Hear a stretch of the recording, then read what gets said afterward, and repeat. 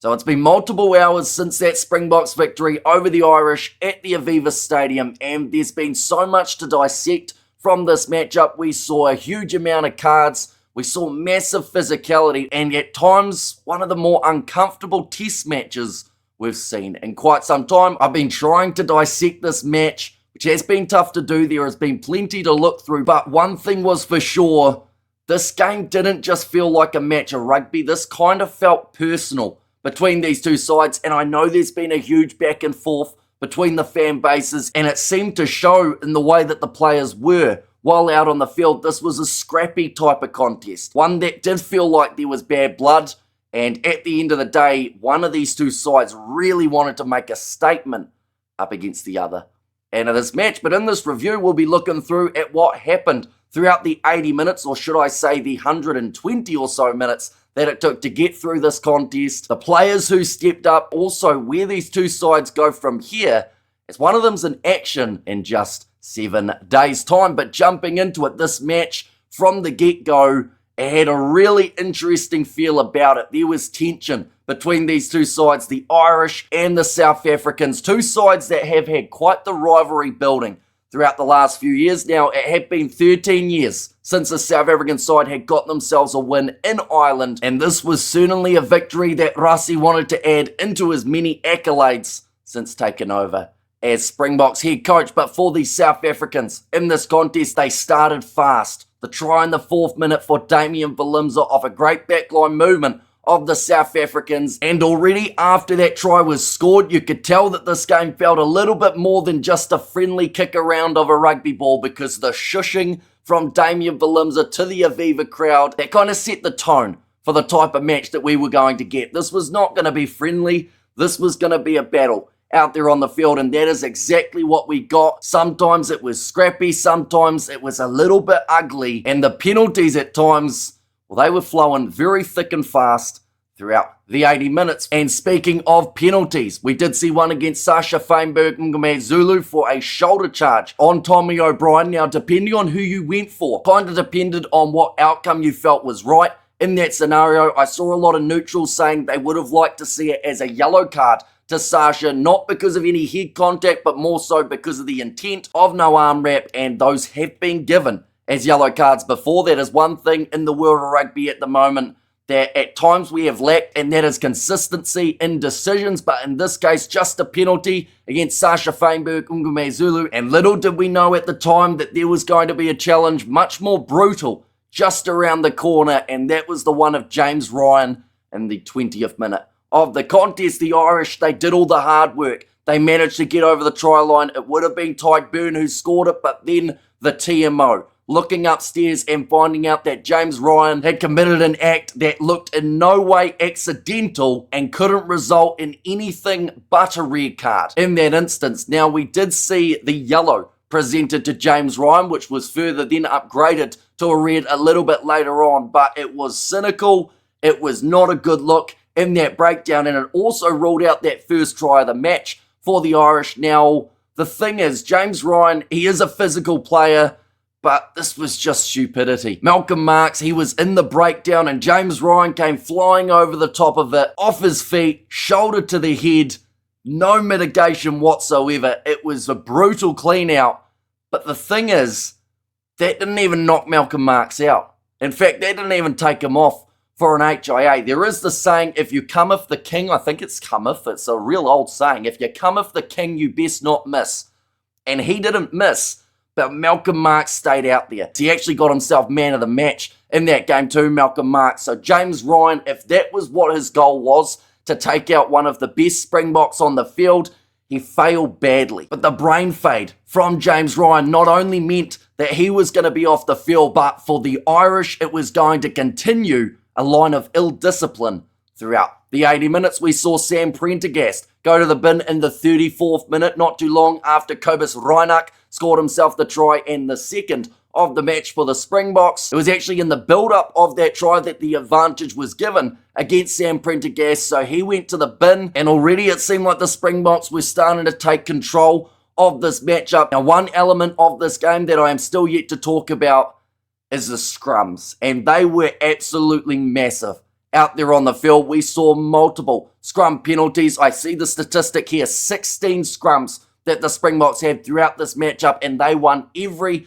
single one of them. Multiple of them resulting in penalties, multiple of them resulting in cards as this match wore on. But at this point in time, the Irish, they were down to 13 men out there on the field, but they somehow managed to break through, scored the try with Dan Sheehan in a very nicely built up play for Ireland. So that put them 7 points to 12 down, heading into the halftime break, which we still had 2 more minutes of rugby to play and 2 more very eventful minutes at that. Out there on the Aviva field, we saw the yellow card to Jack Crowley for playing the ball on the ground, a little bit similar to what we saw from Cody Taylor only the week prior. Andrew Porter, he was then yellow carded. That was for repeat scrum infringements. The Springboks were not letting up whatsoever in the set piece, and it seemed to be a target area for Russie and his Bok forward pack. The goal seemed to be scrummage until the Irish cannot scrummage anymore, as every single time the Springboks would win a penalty, they'd call for the scrum. They would then win a penalty advantage from that scrum and call for another one.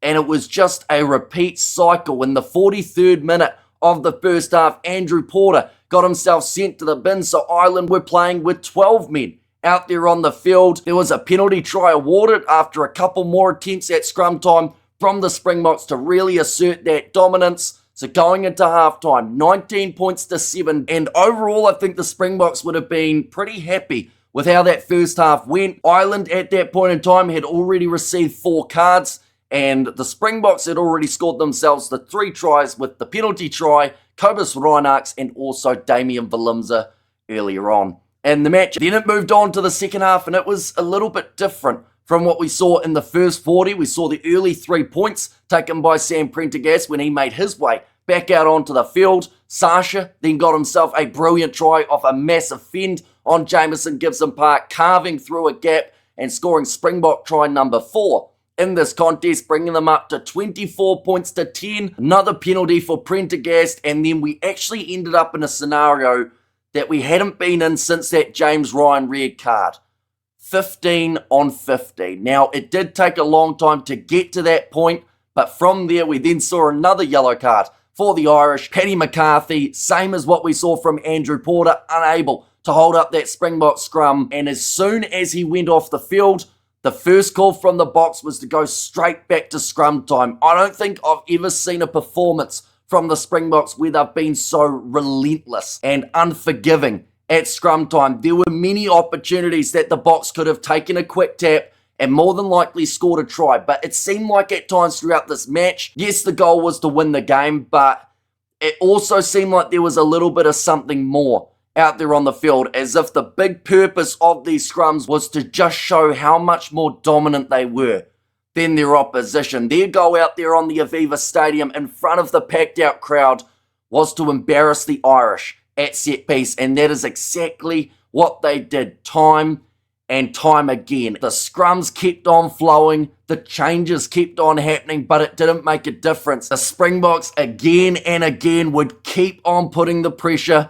on Ireland, but throughout all of this, in the second half, the Springboks didn't score outside of that Sasha try in the 47th minute. They had so many dominant moments and opportunities that could have been turned into tries, but Ireland's goal line defence was just not willing to budge. And in fact, later on in the contest, that is when we saw the Irish almost get stronger. Throughout the last 10 minutes of play, they had 78% of the possession. So a lot of sides, when they've had 5 cards throughout an 80-minute game, would have considered the game over.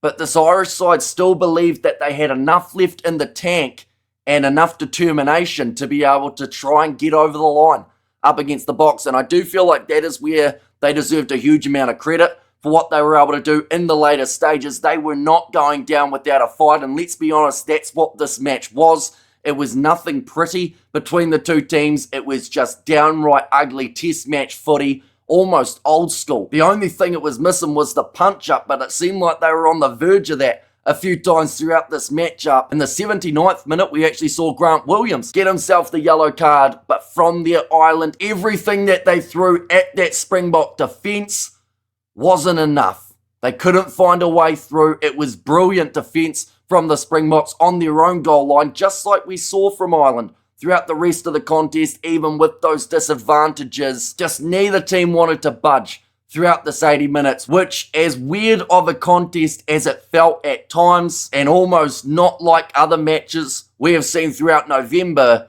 there was still that defensive brilliance. I think that's what kept the scoreline as close as it was, with it finishing 24 points to 13. But in terms of the players who did step up, I realised I just rambled about that match for the past about 15 minutes. I was actually about to go to bed, but I knew that I wouldn't be able to sleep without talking about this fixture just that little bit more, so this will be edited as soon as I get up and then posted not too long after. But in terms of players who did very well throughout this contest, they actually ended up giving Malcolm Marx the player of the match, which, don't get me wrong, I felt like he had a solid enough game. There were a few shaky lineouts here and there, but when you have 21 throughout a matchup, that is going to happen. We did see 86% of their own lineouts won for South Africa in this matchup, and also something else that was won, Player of the Year for Malcolm Marx. They did actually announce it, I believe, midway through this matchup, or maybe just after, so a massive congratulations to Malcolm Marx there. I felt like he was the deserved man of the match in one of the earlier games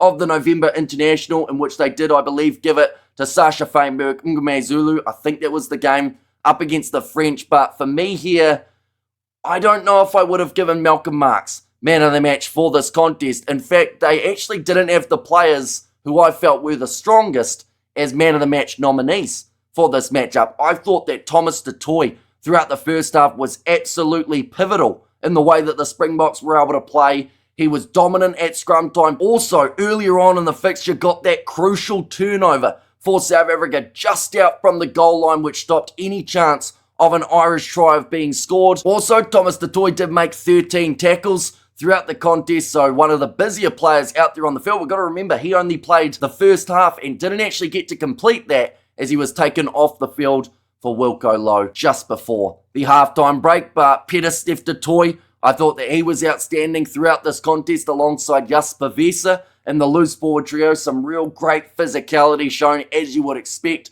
when these two sides go head to head. But overall, a very eventful match of international rugby. It's probably not one that, as a neutral, you go back and watch a few times, or you go back and reminisce on in a few years' time, but it was certainly something when these two sides played, and it definitely wasn't the type of match that a lot of people were anticipating heading into this contest. Did it deliver?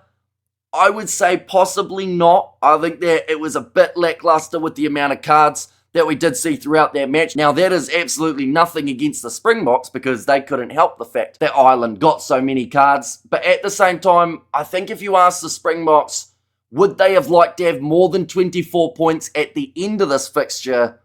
I think they'd say yes. They left a few points out there, particularly when they were going for that rinse and repeat of the scrum, rather than looking to score themselves tries. Instead, like I said, making a statement up against this Irish side and pretty much saying, we are the world champs and we are taking you down in your own backyard. But nonetheless, do let me know what you thought of this match. I do apologise for the delay of when this one will be coming out. We did have the stream straight after between France and Australia, which turned out to be a pretty close game between those sides as well. Plenty more international rugby taking place later on, with Tonga versus Scotland, as well as England versus Argentina. But if you did enjoy, be sure to leave a like and subscribe to the channel, and I will see you all for the next one.